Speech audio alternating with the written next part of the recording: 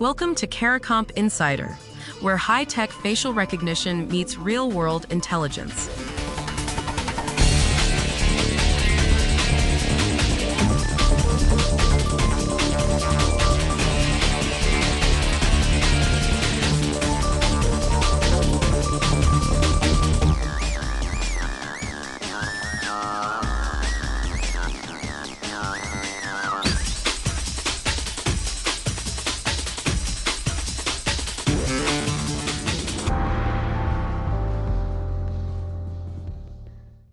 Every person on that video call, the CFO, the senior executives, the colleagues nodding along, was fake. Every single one was an AI deepfake. And the one real human on the line transferred $25 million. That happened to a finance worker at Arup, the global engineering firm. And the attack probably cost less than $10,000 to pull off. That's a return of roughly 2,500 to 1. Even if only 1 in 100 attempts like this succeeds, the math still overwhelmingly favors the attacker. Which means deepfake fraud isn't some rare, exotic threat. It's economically inevitable. So how did a single video call fool a trained professional, and what actually happened under the hood? The deepfake on that call wasn't one trick, it was 3 separate AI layers running at the same time. Layer 1 is facial mapping and reconstruction. Layer 2 is voice cloning with real-time audio synthesis. And Layer 3 is behavioral mimicry, lip sync, expression matching, the subtle stuff that makes a face feel alive. No single detection method catches all 3 at once. That's why it works. Start with the face. Deepfake generation begins by mapping 68 anatomical points across a target's face.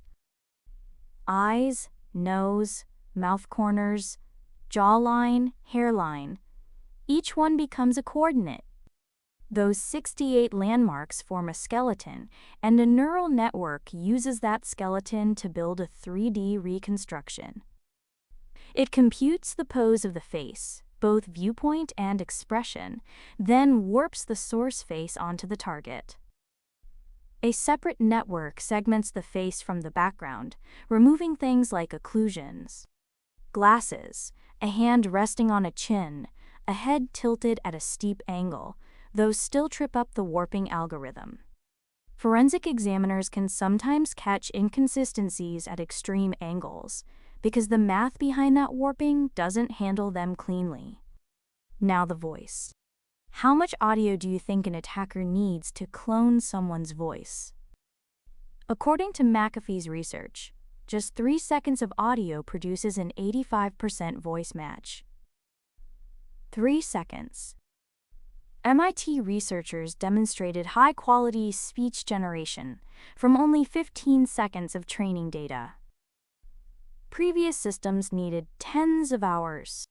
The Arup attackers didn't need to hack anything. They scraped LinkedIn videos, press conferences, and YouTube clips, all publicly available. So what about the live interaction? Wouldn't a deepfake stumble if the victim asked an unexpected question? This is where a common assumption falls apart. Current tools typically need about 30 minutes of processing to generate just a few sentences of video. That's nowhere near fast enough for a real-time back-and-forth conversation.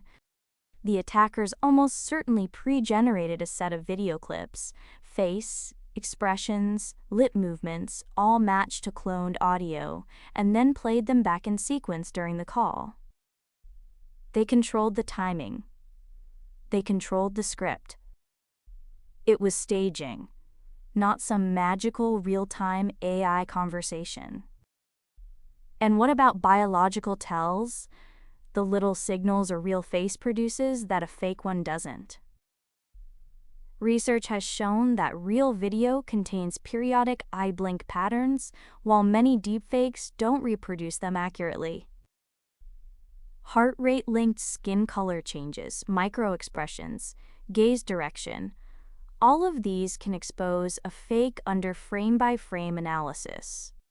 But on a live call, in real time, with a stressed employee facing a high-pressure financial decision, those signals vanish into the noise. And that brings us to what actually happened. The finance worker noticed something was off. The CFO's face looked a little wrong.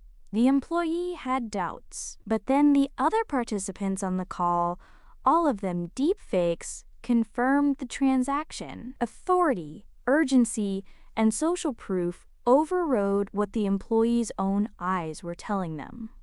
The deepfake didn't win because it was perfect. It won because it was just convincing enough to delay skepticism for about 10 minutes. That's a much lower bar than most people imagine. People believe deepfakes must be nearly flawless to succeed because every headline calls them indistinguishable and hyper-realistic. But the real threshold isn't perfection. It's plausibility, just enough to keep someone from hanging up and calling back on a known number. So the takeaway is this. A deepfake video call layers fake faces, cloned voices, and scripted behavior all at once. It doesn't need to be perfect. It just needs to be good enough to stop you from double-checking through a separate channel. And the fix isn't training your eyes to spot fakes. It's adding friction, a callback to a known number, a confirmation over email, a second verification step that a pre-rendered video clip can't answer.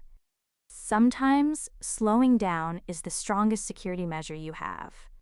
The full story's in the description if you want the deep dive. Now you know something most people in this industry don't. Use it. And when you're ready to put it to work, caracomp.com. We'll see you tomorrow.